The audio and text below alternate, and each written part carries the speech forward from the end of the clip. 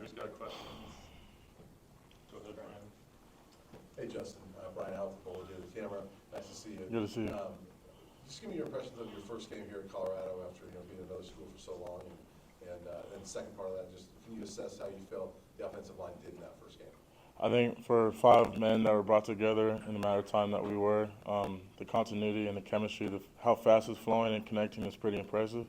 I think Coach Phil and Coach Gunner and Coach G are pushing to the limit every day and making sure we're A1 on our calls and know who's thinking what. So it's just flowing good. And I think Coach Prime really makes practice feel like a game. So compared to my other school, you kind of have to do extra conditioning and stuff. But Coach Prime, the intensity of the practices, it kind of makes the game more easier conditioning-wise. But offensive line, I think that was a good game to light the spark for the season for sure. And just you personally, like what was it like just playing in a new uniform finally? Oh, I mean, it was beautiful. I think those are the most nicest uniforms I ever put on in my life.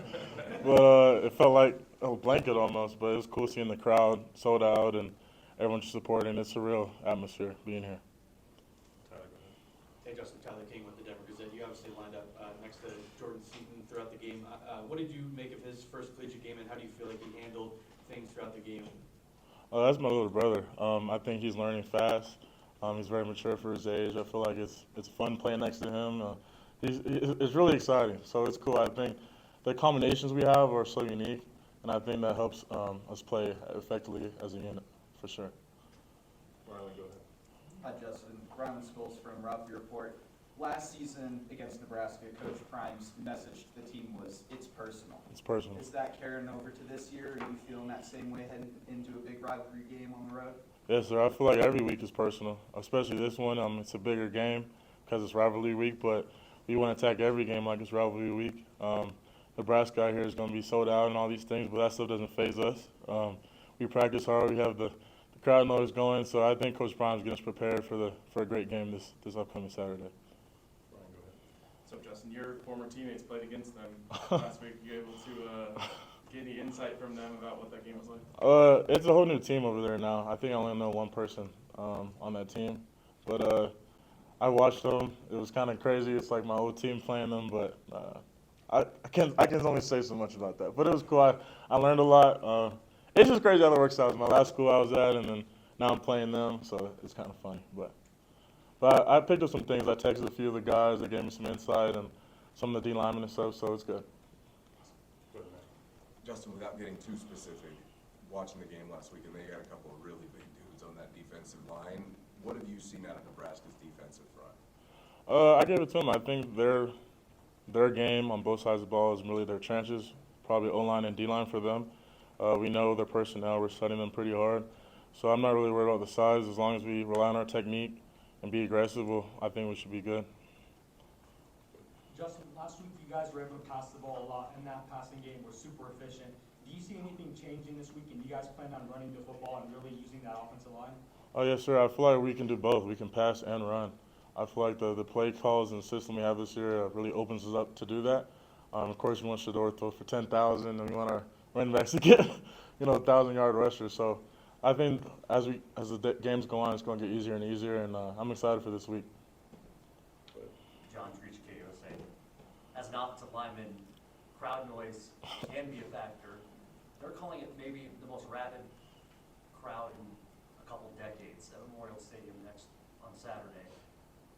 How do you prepare for that? I think this is what everyone wants to play college football for, to play in the biggest games, the biggest stages, the most fans, the most people watching on TV. I think it's just the platform that we all want to be on.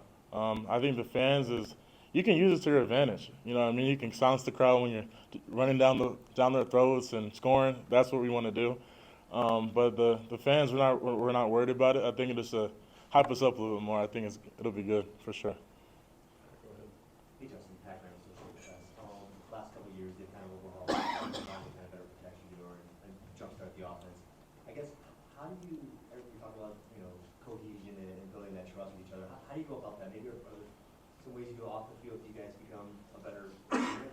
Oh, yes, sir. I think it's one, they got a great group of guys, including myself. We're all just real people, and I think the chemistry is real. It's not forced or fake, so I think that's why it's connecting so quick.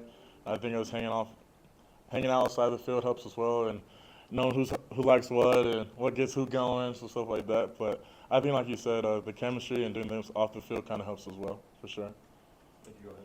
Nick Edwards, Hughes Sports Report. When you go back and watch the film against North Dakota State, you look at the line.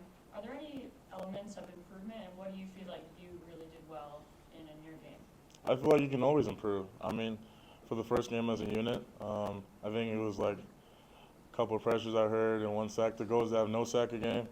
Compared to last year, I know it's like night and day, I've heard, compared to the O-lines, but we're not worried about last year, we're worried about this year and setting the tone. So I feel like even us having 1 sack was kind of a punch to the chin a little bit. So including myself, just studying our plays, practicing our technique, working on pass pro and finishing in the run game would help us all out, including myself.